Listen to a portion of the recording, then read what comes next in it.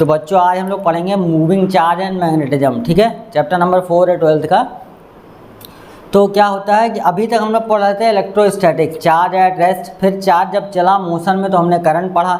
अब हम क्या पढ़ेंगे, मैग्नेटिज्म, करंट से मैग्नेटिज्म कैसे आती है। तो देखिए सबसे पहले ओरस्टेड ने बताया कि current carrying conductor have magnetic field, ठीक है। उन्होंने क्या कहा कि करंट कैरिंग कंडक्टर के पास मैग्नेटिक फील्ड होती है। उसके लिए उन्होंने कैसे दिखाया, एक करंट कैरिंग कंडक्टर लिया, उसके नीचे मैग्नेटिक कंपास रखा।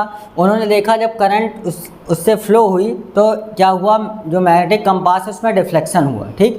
फिर उन्होंने करंट की डायरेक्शन को रिवर्स किया तो डिफ्लेक्शन क्या होगा, रिवर्स, क्योंकि हमने पढ़ा है कि repulsion is the sure test of magnetism. इसीलिए उन्होंने कह दिया कि करंट कैरिंग कंडक्टर के पास क्या होगी, मैग्नेटिक फील्ड।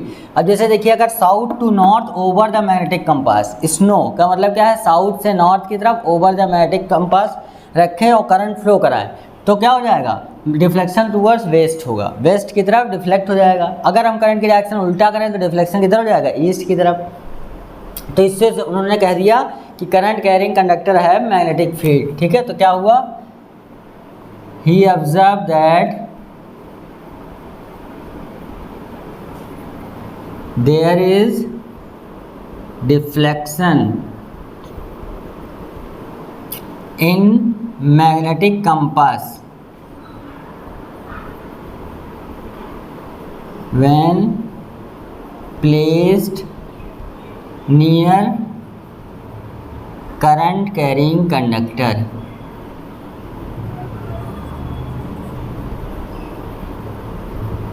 ठीक, तो इससे कह दिया कि उन्होंने करंट कैरिंग कंडक्टर के पास मैग्नेटिक फील्ड होगी। अब करंट कैरिंग कंडक्टर मान लो ये आई है तो इसके अराउंड मैग्नेटिक फील्ड कैसे होती है, इनसर्किल्ड, ऐसे, इस तरह से, ठीक, ऐसे ऐसे आपकी मैग्नेटिक फील्ड होती है, ठीक। अगर कहीं पे बेटा ऐसे बना है इसका मतलब होता है परपेंडिकुलर इनवर्ड टू प्लेन, और अगर कहीं पे ऐसे बना है इसका मतलब होता है परपेंडिकुलर आउटवर्ड प्लेन। ये मैग्नेटिक फील्ड का मतलब होता है, ठीक। अब इसको हम कैसे पता करेंगे मैग्नेटिक फील्ड की डायरेक्शन, तो उसके लिए है right hand Maxwell's right hand thumb rule.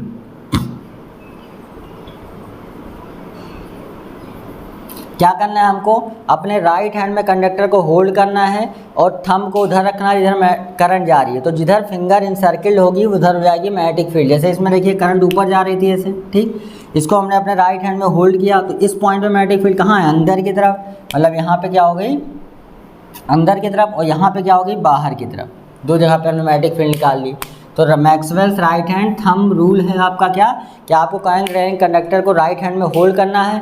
अगर थंब के डायरेक्शन में करंट तो जिधर फिंगर इनसर्किल्ड हो रही होगी उधर क्या होगा, आपकी मैग्नेटिक फील्ड। दूसरा आपका ऐसे क्या है, right hand palm rule.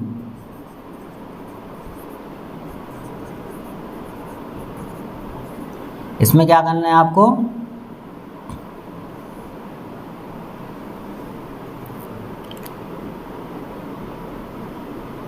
Right hand palm rule करना है।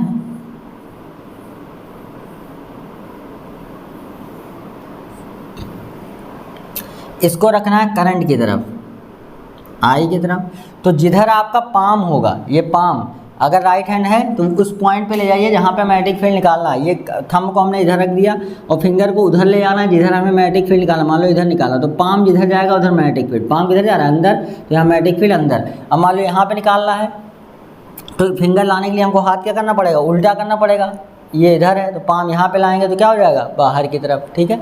तो राइट हैंड पाम रूल क्या कहता है, आपको करंट के डायरेक्शन में थंब रखना है और पाम को ले आना है जिस पॉइंट पे मैग्नेटिक फील्ड निकालना है, फिंगर को वहाँ ले जाना है। तो पाम आपका जिधर रहेगा उधर आपका क्या हो जाएगा, मैग्नेटिक फील्ड, ठीक है। ये है आपका राइट हैंड पाम रूल। अगला है आपका, ये हो गया Maxwell's right hand palm rule, ठीक। अब आ जाइए कि हम मैग्नेटिक फील्ड निकालेंगे कैसे। तो सबसे पहला जो है मैग्नेटिक फील्ड निकालने के लिए वो है आपका Biot-Savart law. Right hand screw rule भी है, उससे भी निकाल सकते हो। ये दोनों आप लगाएंगे बहुत आसानी से आपकी मैग्नेटिक फील्ड निकल जाएगी। अब इसके बाद मैग्नेटिक फील्ड निकालने के लिए सबसे पहले आया बायोट-सेवर्ट लॉ, ठीक है। तो बायोट सेवर्ट लॉ क्या कहता है बेटा,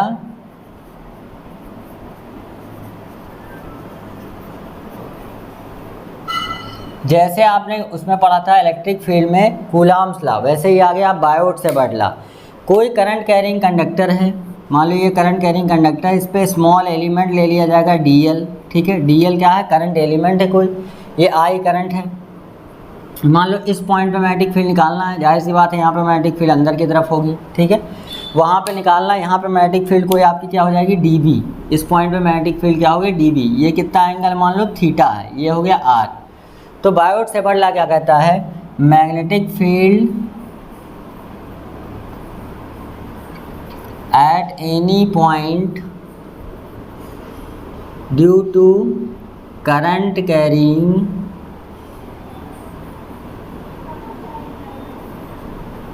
कंडक्टर इज, यहाँ पे क्या हो जाएगा, डीबी। डीबी क्या होगा बेटा, डायरेक्टली प्रोपोर्शनल आई के, डीबी आपका directly proportional DL sine theta, DB inversely proportional to R square. Combine कर दो अगर, कंबाइनिंग देम, तो क्या हो जाएगा, DB directly proportional I D L sine theta upon R square, ठीक। अब इसको अगर हम प्रोपोर्शनलिटी हटाते हैं तो जहाँ भी हटाओगे कांस्टेंट आएगा, तो D V is equal to यहाँ जाएगा mu naught upon 4 pi I D L sine theta upon R square, ठीक है। अब यहाँ पे डी वी निकाला जाएगा जब वेक्टर फॉर्म में, तो म्यू नॉट अपान 4 पाई आई, ये हो जाएगा डी एल क्रॉस आर, ठीक है, अपॉन मॉड ऑफ आर का क्यूब, ये वेक्टर फॉर्म होगा। अब देखो यहाँ से भी मैग्नेटिक फील्ड की डायरेक्शन अगर हम देखना चाहें तो डी एल क्रॉस आर करना है, ठीक है। आपको डी एल की तरफ अपना हाथ करना है और क्या करना, क्रॉस। क्रॉस मान लो हमको आर से करना है इधर, तो मैग्नेटिक फील्ड इधर जाएगी अंदर, ठीक है। देखिए डी एल की तरफ हमने हाथ कर दिया और जिधर आर होगा उधर फिंगर ले जाएंगे, तो हमारा जिधर थंब जाएगा उधर क्या हो जाएगा, आपकी मैग्नेटिक फील्ड की डायरेक्शन। तो ऐसे यहाँ भी मैग्नेटिक फील्ड अंदर की तरफ आएगी, क्योंकि देखिए डीएल क्रॉस आर किया, थंब कहाँ जा रहा है, अंदर, ठीक है। तो क्रॉस प्रोडक्ट से भी निकाल सकते हैं। तो ये क्या बना, म्यू नॉट अपान, म्यू नॉट यहाँ पे क्या है, मैग्नेटिक परमेबिलिटी। म्यू नॉट जो है वो है मैग्नेटिक परमेबिलिटी, ठीक। इसकी वैल्यू होगी 4 पाई इंटू 10⁻⁻⁷, ठीक है, 10⁻⁻⁷ टेस्ला मीटर पर एम्पियर, टेस्ला मीटर पर एम्पियर हो जाएगा, ठीक है। ये आ गई आपकी बायोट सेवर्ट लॉ से मैग्नेटिक फील्ड का एक्सप्रेशन, इसी से निकलेगा, ठीक है। अब देखिए बेटा कैसे निकालते हैं, ठीक। मैं आपने डायरेक्शन देख लिया, डीएल क्रॉस आर करेंगे ऐसे, डीएल की तरफ एलिमेंट ले जाएंगे, जिधर करंट होगा उधर आपको हाथ ले आना है, और जिससे क्रॉस कराना है उधर मैग्नेटिक फील्ड देखिए अंदर। अब जैसे इधर होता तो हम उधर फिंगर ले आते, फिंगर को इधर लाना पड़ता, मतलब क्या होगा, बाहर। इस पॉइंट पे बाहर होगा, इधर की तरफ क्या होगा, अंदर होगी मैग्नेटिक फील्ड, ठीक। आपको क्रॉस प्रोडक्ट निकालना अगर ढंग से नहीं आता तो मेरा वीडियो देख सकते हैं, ठीक है। मिटा रहा हूँ, देखिए। अब देखिए जैसे हमको मैग्नेटिक फील्ड निकालना है ड्यू टू स्टेट कंडक्टर, ठीक है, magnetic field due to straight conductor, ठीक। देखिए तो मान लिया हमने कंसीडर कर लिया एक कंडक्टर है ये, ठीक। इससे एक पॉइंट ले लिया कितनी डिस्टेंस पे, ए, कितनी डिस्टेंस ले लिया हमने, एक्स डिस्टेंस पे, ठीक। अब देखिए यहाँ पे क्या है, एक्स ने इसको स्मॉल ए डिस्टेंस पे ले लिया। इसके एक एंड से एंगल मान लेते हैं यहाँ पे क्या है, φ2, ठीक है। φ1 ले लिया, ऊपर क्या ले लिया हमने, ये एंगल हो गया φ2, ठीक है। ये एंगल φ1। देखिए यहाँ पे क्या होगा बेटा, जब क्लॉकवाइज होगा एंगल वो होगा पॉजिटिव, और एंटी क्लॉकवाइज एंगल को हम क्या लेंगे, निगेटिव। क्लॉकवाइज एंगल को पॉजिटिव, मतलब ऐसे जाएगा तो पॉजिटिव, उल्टा जाएंगे तो क्या हो जाएगा, निगेटिव। हमने क्या ले लिया, सपोज एक करंट एलिमेंट ले लिया ऐसे डीएल, जो कि यहाँ पे एंगल बना रहा है कितना, φ। डीएल यहाँ पे एंगल क्या बना रहा है, φ, ठीक है। ये पूरा बड़ा एंगल है φ1, ठीक है। ये देखिए ये पूरा जो आपका ये बड़ा वाला एंगल है ये पूरा ये φ1 है, ठीक है। ये एंगल क्या हो गया φ, ठीक। यहाँ से डिस्टेंस ये हो गई r, ये यहाँ से यहाँ तक एलिमेंट, यहाँ से मान लो ये लेंथ क्या है l है, ठीक है। l लेंथ पे हमने कितना एलिमेंट ले लिया dl, ठीक। तो यहाँ पे देखिए जब हम कहेंगे according to Biot Savart law, according to Biot Savart law, dv क्या हो जाएगा बेटा, μ0/4 पाई i dl, यहाँ पे हो गया sin थीटा अपॉन r², ठीक है। अब देखिए बेटा यहाँ पे हमारा फाई वेरिएबल है, तो सबको किसके टर्म में चेंज करना पड़ेगा, फाई। ये हो गया ये एंगल आपका थीटा है, ये क्या है 90। तो यहाँ पे देखिए since theta plus phi equal to 90, तो थीटा हो जाएगा आपका 90 माइनस फाई, ठीक है। और यहाँ पे देखिए अगर हमें तो l/a इज इक्वल टू क्या हो जाएगा tan phi, l/a equal to tan phi. इसको डिफ्रेंशिएट कर दें dl/d फाई, तो 1/a बाहर आ गया, ये आ जाएगा sec स्क्वायर फाई। तो dl इक्वल टू क्या हो जाएगा a sec square phi d phi, ठीक है। dl हो गया हमारा, एक तो हमारा dl मिल गया, ये हमारा मिल गया theta equal to 90 minus phi. अब देखिए r भी हमको निकालना है, तो अगर हम cos फाई कहें तो क्या हो जाएगा, cos फाई आपका बेस हो गया a/r, ठीक है। तो r इज इक्वल टू क्या आ जाएगा a/cos phi, that is r equal to a sec phi. अब सारी वैल्यूज उठा के हम क्या कर देंगे, पुट कर देंगे 1 में, ठीक है। पुटिंग इन इक्वेशन 1 इसमें रख दें, तो देखिए ज़रा क्या आएगा, ये आ जाएगा dv is equal to μ0/4 pi i dl के जगह पे a sec square phi, sec square phi d phi into sine phi की जगह पे क्या हो जाएगा cos फाई, क्योंकि साइन 90 माइनस फाई क्या हो जाएगा cos फाई, अपॉन नीचे r स्क्वायर हो जाएगा a square sec square phi. sec square phi ने मार दिया, a ने a को मार दिया है, बचा नीचे a स्क्वायर, यानी आपका dv जो बचेगा वो क्या हो जाएगा, dv हो जाएगा μ0/4 pi i/a cos phi d phi, ठीक है। अब देखिए ज़रा इसको हमको इंटीग्रेट कर देंगे, ऑन इंटीग्रेटिंग तो हमारा हो गया dv, integral dv equal to μ0/4 pi i/a constant है, इंटीग्रल हो गया cos फाई d फाई। कहाँ से जाएंगे हम, -φ1 से φ2, क्योंकि φ1 क्या है एंटी क्लॉकवाइज, फाई क्या है φ2 क्या है क्लॉकवाइज। अब dv का इंटीग्रेशन b हो गया, यह आ गया μ0/4 पाई i/a, और इसका आ जाएगा बेटा साइन फाई, लिमिट कहाँ से रखेंगे -φ1 से φ2। इसका मतलब जो वैल्यूज रखी जाएगी तो b क्या मिलेगा μ0/4 पाई i/a, ये एंगल हो गया साइन φ1 प्लस साइन φ2, ये निकल के आएगा फॉर्मूला। देखिए साइन φ2 और साइन माइनस φ1 हो जाएगा sine minus theta minus sine theta, यानी प्लस, यानी ये दोनों ये वैल्यू निकल के ये आएगी। तो ये हुआ बेटा आपका बेसिक फार्मूला निकल के आया, μ0/4 pi i/a sign φ1 plus sign φ2, ठीक है। तो ये है आपका स्ट्रेट कंडक्टर के लिए मैग्नेटिक फील्ड। अब देखिए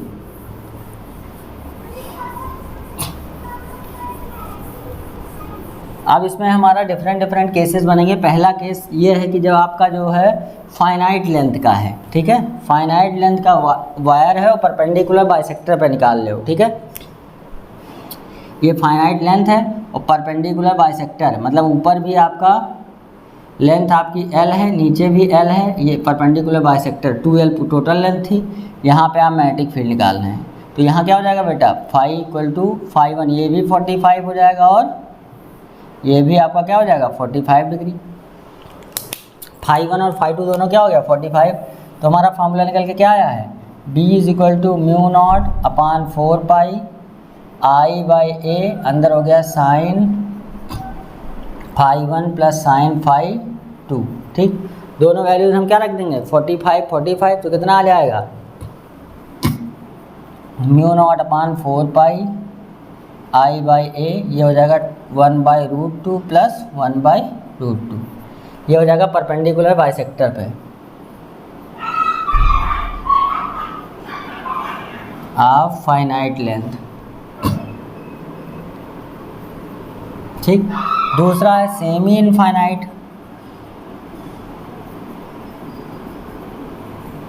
सेमी इनफाइनाइट वायर,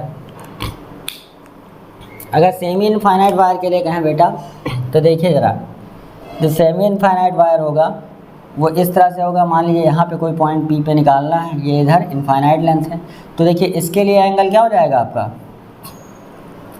अगर इसके लिए देखें एंगल तो क्या हो जाएगा φ1 हो गया आपका 0 और φ2 कितना हो जाएगा 90। φ2 क्या हो जाएगा 90 इनफाइनाइट के लिए।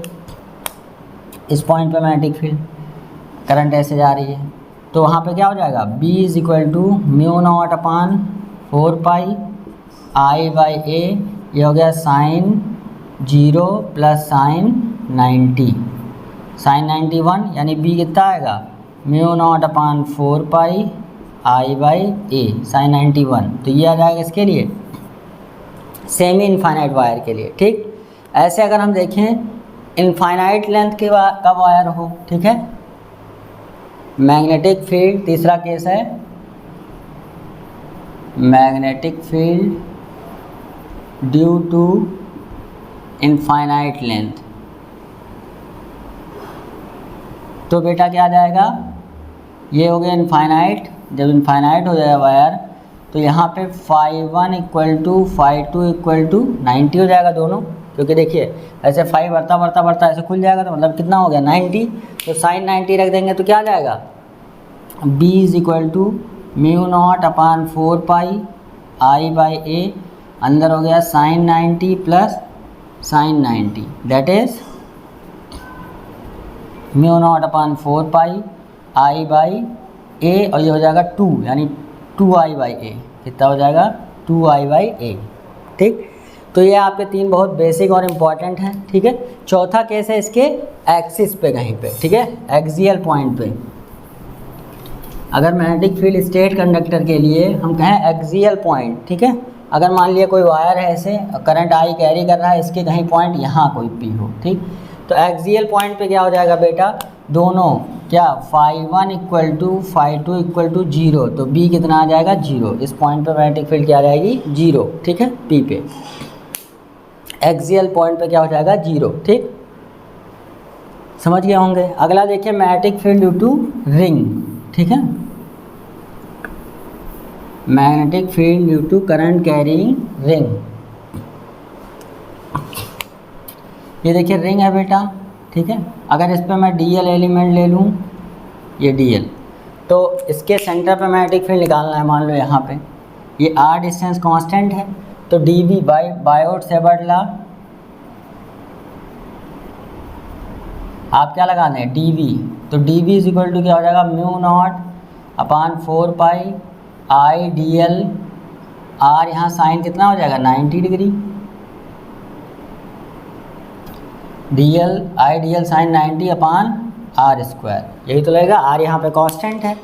अब देखिए यहाँ पे इंटीग्रेट कर दें, dV = mu naught upon 4 pi I by R² है कांस्टेंट, इंटीग्रेशन क्या होगा DL, ये क्या हो जाएगा 0 से 2 पाई R, 0 से 2 पाई R DL, ठीक है। पूरा सरकमफ्रेंस यहाँ पे रख दें तो क्या आ जाएगा mu naught upon 4 pi I by R², ये हो गया 2 पाई R, ठीक। एक R ने R को मार दिया, 2 पाई 2 जा, तो कितना आ गया mu naught upon 2 I by R, ये हो गया magnetic field at the centre of ring, ठीक है। यहाँ सेंटर ऑफ रिंग पे मैग्नेटिक फील्ड। अब यहाँ पे देखिए रिंग के लिए मैग्नेटिक फील्ड कैसे आएगी बेटा, तो इसके लिए मैग्नेटिक फील्ड यहाँ पे देखिए करंट मान लो ऐसे जा रही है तो बाहर की तरफ, कर यहाँ पे मैग्नेटिक फील्ड किधर हो जाएगी बाहर की तरफ, और इसके अराउंड मैग्नेटिक फील्ड लाइंस ऐसे बनेंगी, ऐसे, ठीक। अगर करंट इसमें ऐसे आ रही है तो, ठीक, ऐसे इसके अराउंड मैग्नेटिक फील्ड लाइन बहुत इंपॉर्टेंट है, ठीक। ये ऐसे है, ये बाहर की तरफ इस तरह से आ रही हैं, ठीक।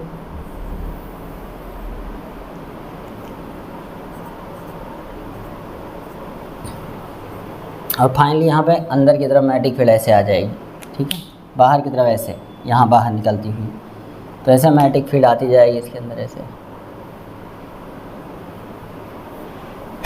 ऐसे निकलते निकलते इस तरह से मैग्नेटिक फील्ड आएगी, ठीक है। याद रखिएगा मैग्नेटिक फील्ड इस तरह से होती है, ठीक। अब देखिए अगर इसके एक्सिस पे कहें, magnetic field at the axis of ring, बहुत इंपॉर्टेंट है रिंग के एक्सिस पे,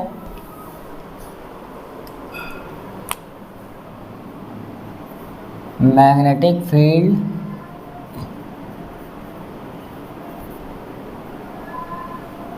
एट एक्सिस ऑफ रिंग, ये कोई रिंग है, ठीक है। मान लीजिए इसका रेडियस क्या है, r है, इसके सेंटर से x डिस्टेंस यहाँ पे मैग्नेटिक फील्ड निकालना है, ठीक है।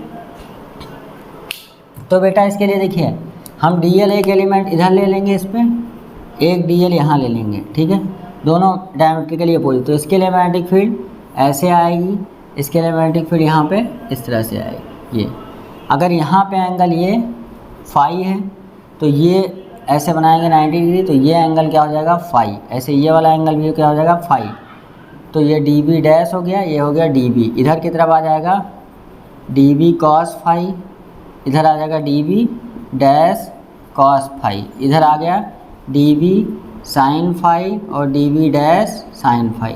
अब यहाँ पे ऐसे ऐसे डी एल हम क्या कर सकते हैं, पूरे पे बहुत सारे ले सकते हैं, सारे वर्टिकल कंपोनेंट क्या हो जाएंगे कैंसिल, क्योंकि देखिए ये हो गया आर, ये हो गया एक्स, तो ये क्या आ जाएगा under root R square plus X square. तो अगर हम लगा दें according to Biot Savart law, Biot Savart law, ठीक। तो जब बायोट सेवर्ट लॉ लगाएंगे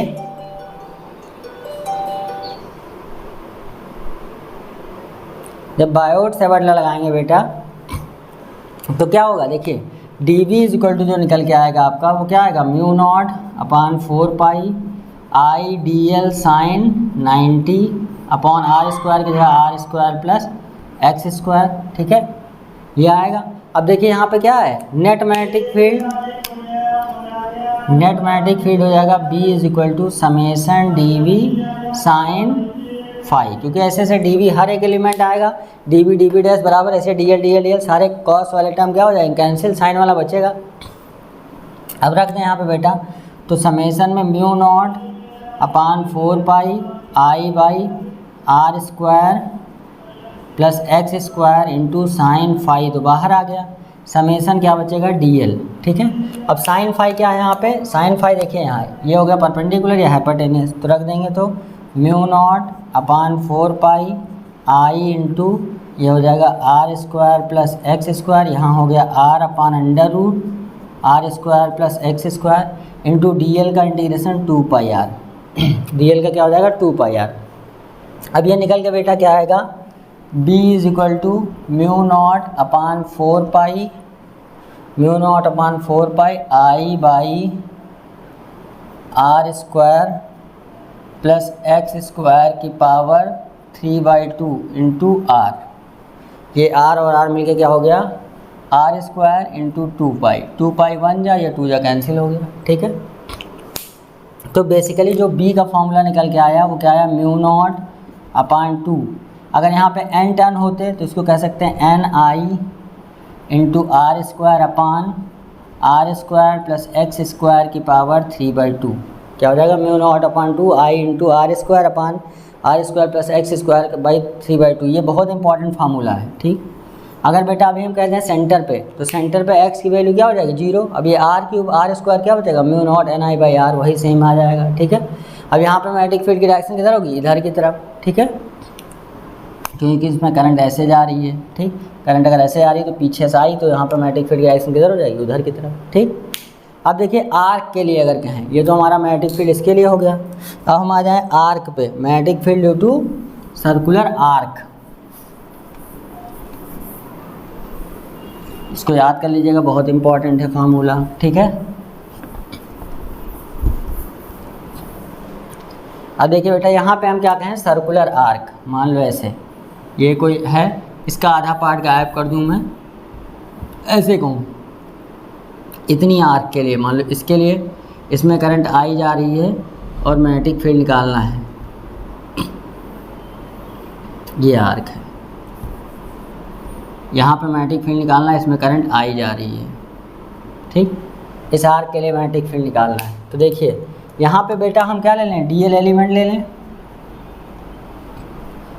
तो D V is equal to क्या हो जाएगा, mu naught upon 4 pi I D L sine 90 upon R square, ठीक। अब देखिए यहाँ पे देखिए डी इंटीग्रेशन करेंगे तो हमारा क्या हो जाएगा, b is equal to mu naught upon 4 pi I by R square, ये हो गया इंटीग्रेशन dl, ठीक। अब यहाँ इंटीग्रेशन dl बेटा यहाँ से यहाँ तक तो होगा, तो एंगल इज इक्वल टू, मान लिया अगर ये थीटा है तो क्या होता है, angle is equal to arc upon radius, ठीक। तो यहाँ आर्क क्या आ जाएगा, जो dl आएगा वो हो जाएगा एंगल इंटू आर, यानी थीटा इंटू आर, ठीक। तो यहाँ पे dl की जगह पे क्या यूज होगा, mu naught upon 4 pi I by R square into theta into R, ये एक थीटा ने एक आर ने आर को मार दिया, तो जो b निकल के आया म्यू नॉट अपान 4 पाई ये आई बाई आर इंटू थीटा। बस ये थीटा को ध्यान रखना बेटा, रेडियन में होगा, theta must be in radian, ठीक, कहीं पे आ जाए। ये है कैसा, माइनर आर्क, इसके किसके लिए है, माइनर आर्क के लिए, ठीक। अब अगर मेजर आर्क हो, अगर मान लिया मेजर आर्क हो, ये तो माइनर आर्क के लिए हो गया, ठीक है। नोट कर लीजिए इतना, आप समझ गए होंगे फार्मूला क्या है। अब अगर मेजर आर्क हो मीन्स आपकी आर्क ऐसे दी हो,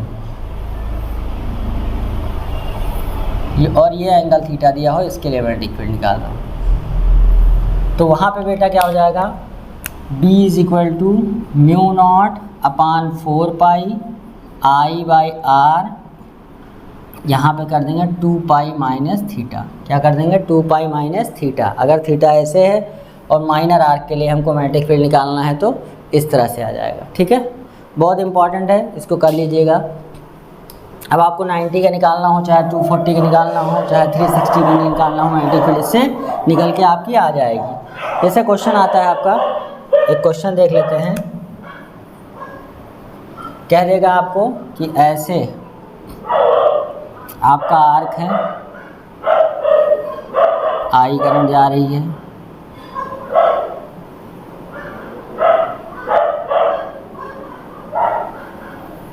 ऐसे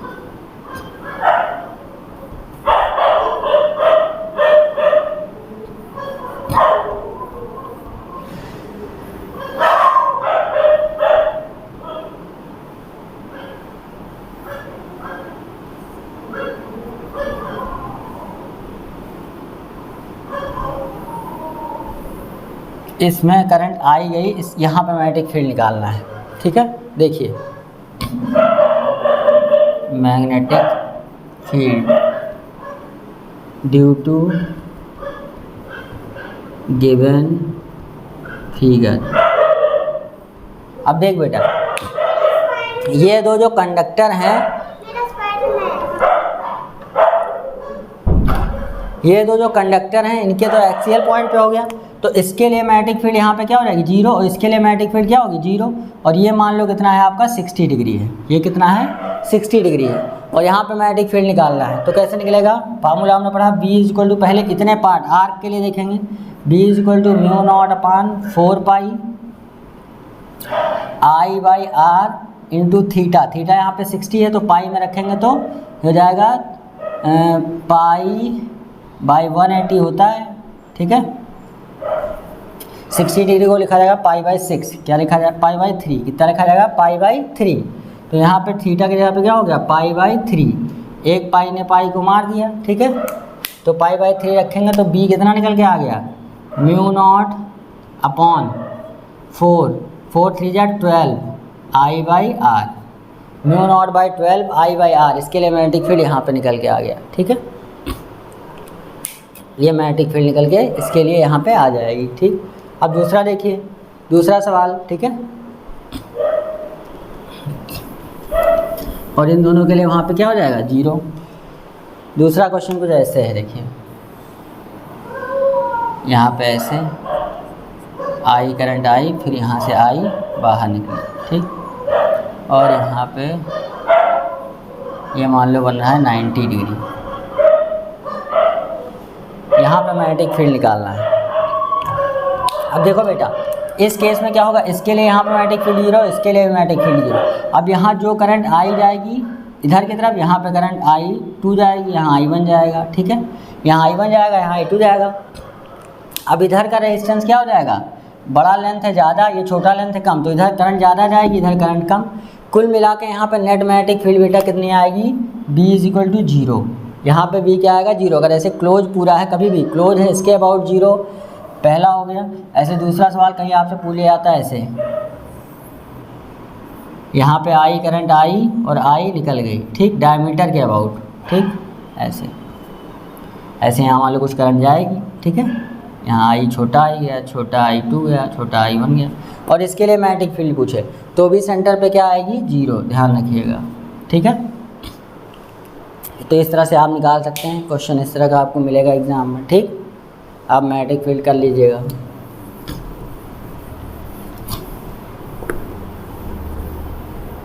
ठीक है, ऐसे देखिए क्वेश्चन बहुत आता है आपका कि एक आर्क है आपकी, पहले एक इस तरह से है बड़ा, ठीक, और यहाँ पे फिर इसका क्या है ऐसे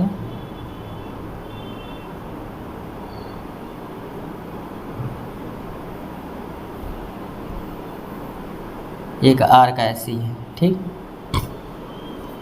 इसमें करंट जा रही है I1, इसमें करंट जा रही है I2, ठीक। अब देखिए यहाँ पे मैग्नेटिक फील्ड देखें अगर, तो एक ये वाला आर्क हो गया, ये मान लो 90 डिग्री है, ठीक। तो पहले इस वाले आर्क के लिए मैग्नेटिक फील्ड यहाँ पे देखें किधर होगी, अंदर की तरफ, और इस वाले से किधर जाएगी, बाहर की तरफ। इस वाले से मैग्नेटिक फील्ड यहाँ पे बाहर, मान लो इसमें भी करंट हम इधर ही ले लें ऐसे, तो क्या हो जाएगा, इसके लिए भी अंदर और इसके लिए भी अंदर। तो B क्या आ जाएगा, पहले माइनर आर्क, B हो जाएगा B1 + B2। अब B1 के लिए देखें यहाँ पे 90 यानी π/2 हो गया, तो B1 यहाँ पे क्या आ जाएगा μ0/4π I/R। इसका रेडियस मान लीजिए क्या है, ये R1 है, और इसका रेडियस पूरा का क्या है R2 है।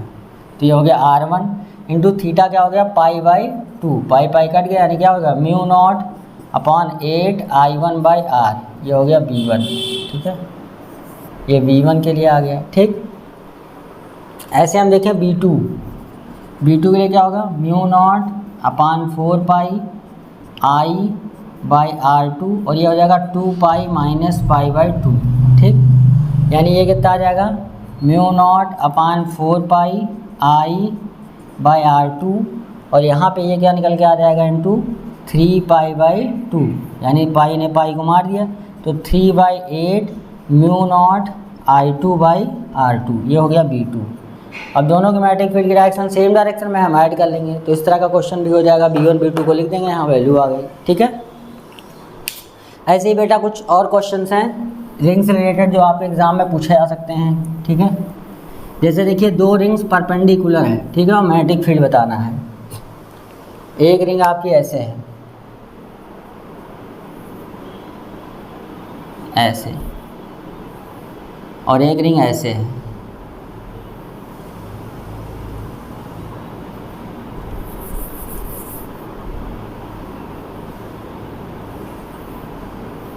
ऐसे है, एक रिंग ऐसे है।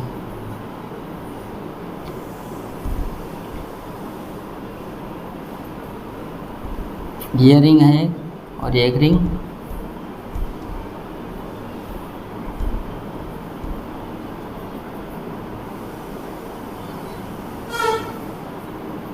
ऐसे है, ठीक। 2 रिंग है, इसमें करंट जा रही है I1, इसमें करंट जा रही है I2, ठीक।